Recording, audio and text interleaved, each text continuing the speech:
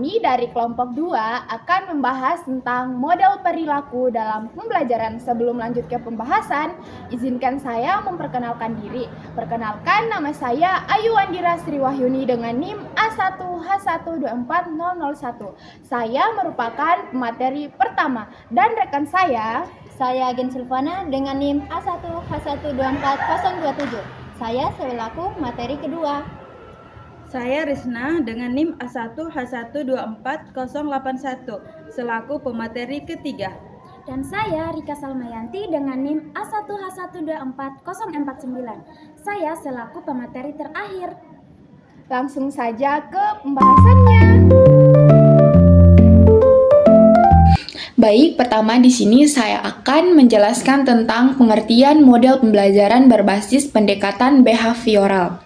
Secara sederhana, pendekatan behavioral adalah metode belajar yang berfokus pada perubahan tingkah laku nyata dari guru maupun siswa. Teori ini melihat bagaimana manusia bertindak dan bereaksi.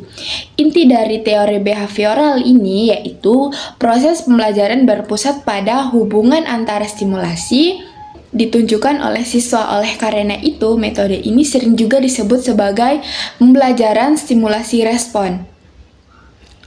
Dan dari pengertian model pembelajaran berbasis pendekatan behavioral ini, kita mengambil kesimpulan bahwa segala tingkah laku yang ditunjukkan siswa di kelas sebenarnya adalah reaksi mereka terhadap lingkungan sekitar, dan semua perilaku tersebut merupakan hasil dari proses pembelajaran. Baik, lanjut. B. Penerapan model pembelajaran behavioral dalam proses belajar mengajar.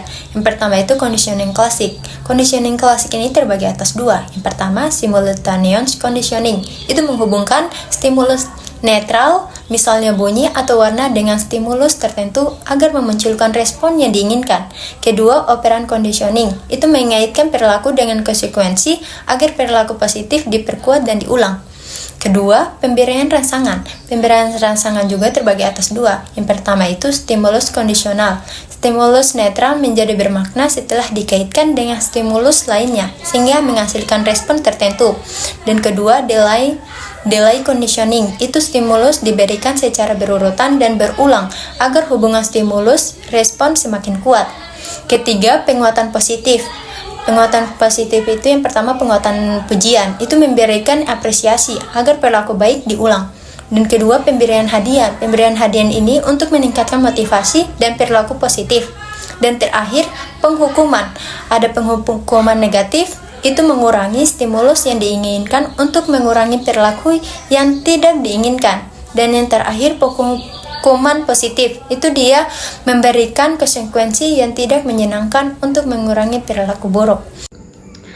Baik, di sini saya akan menjelaskan materi ketiga, C. Kelebihan dan kekurangan penggunaan dalam pembelajaran behavioral dalam meningkatkan perilaku dan hasil belajar peserta didik. Teori perilaku memiliki kelebihan terutama karena sifatnya yang konkret, terukur, dan mudah diterapkan dalam proses pembelajaran. Kelebihan dan kekurangan teori behavioristik.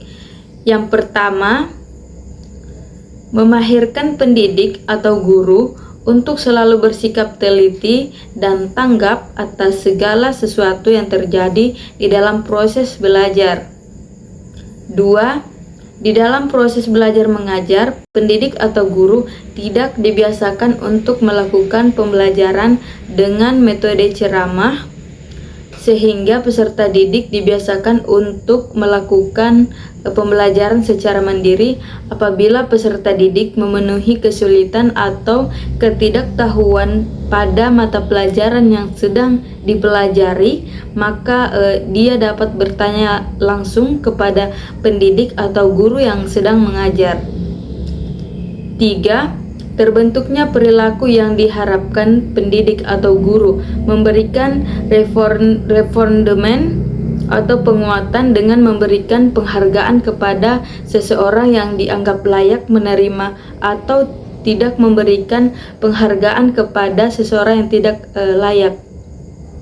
4. Dengan melakukan reinforcement positif atau penguatan positif berulang dan juga melakukan pelatihan terus-menerus sehingga dapat memaksimalkan talenta dan kepintaran peserta didik yang sudah terbentuk sebelumnya. 5. Pendidik atau guru telah menyusun bahan ajar secara terstruktur dari susunan yang paling sederhana sehingga yang lebih komplit dengan membuat tujuan pembelajaran yang akan diperoleh ke dalam bagi-bagian penting dalam terlihat kemampuan peserta didik untuk menguasai keterampilan di bidang tertentu dan muncul perilaku yang tidak berubah konsisten dalam penguasaan bidang tersebut. 6. Apabila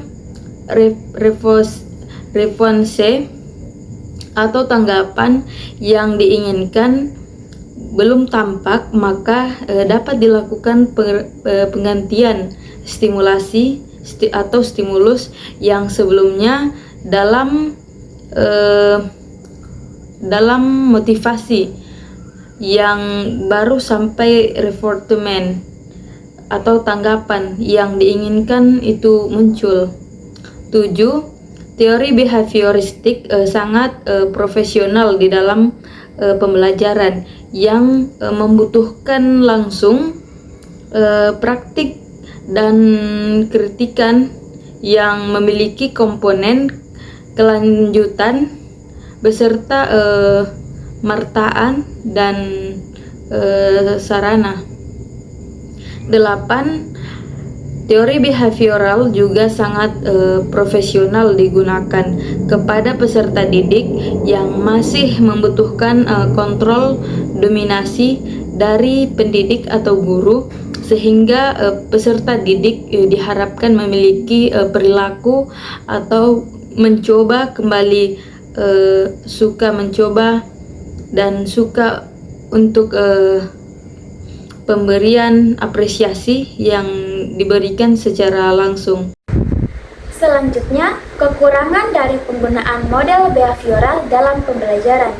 Yang pertama, bahan ajar telah disusun terlebih dahulu. Artinya, guru sudah menentukan dari awal bahwa hari ini anak harus menghafal huruf A sampai Z dengan kartu huruf, tanpa menyesuaikan dengan minat anak yang sebenarnya ingin belajar melalui lagu ataupun permainan. Yang kedua, tidak setiap materi pelajaran dapat menggunakan teori behavioristik. Misalnya, guru ingin mencoba mengajarkan kreativitas menggambar dengan cara meniru gambar yang sama persis. Akibatnya, semua hasil gambar anak menjadi seragam dan tidak menunjukkan kreativitas sama sekali. Yang ketiga, peserta didik hanya sebagai pendengar dan penghafal, yang dimana guru menjelaskan nama-nama hewan, lalu anak diminta menghafal dan mengulang tanpa pernah melihat langsung gambar hewan tersebut. Yang keempat, pemberian punishment untuk menertibkan kelas, di mana anak yang tidak bisa menjawab pertanyaan disuruh berdiri di depan kelas atau tidak diberi waktu bermain sehingga anak merasa takut untuk belajar.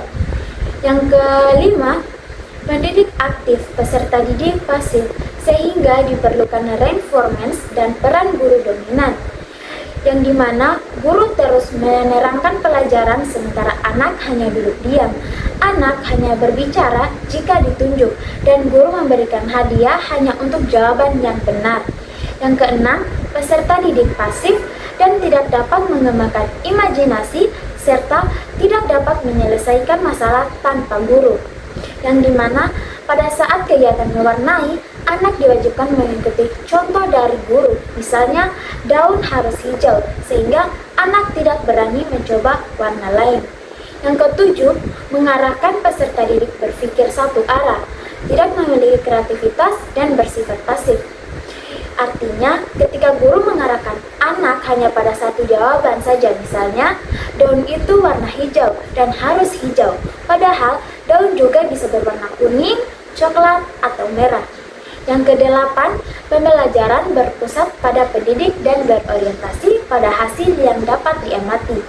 Artinya, guru hanya menilai apakah anak bisa bisa menyebut angka 1-10 dengan benar tanpa memperhatikan proses anak memahami konsep angka.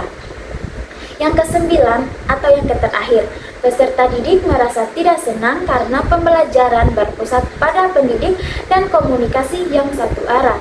Yang dimana selama pembelajaran, guru hanya berbicara di depan kelas tanpa memberi kesempatan anak bertanya atau berdiskusi, sehingga anak merasa bosan dan tidak tertarik.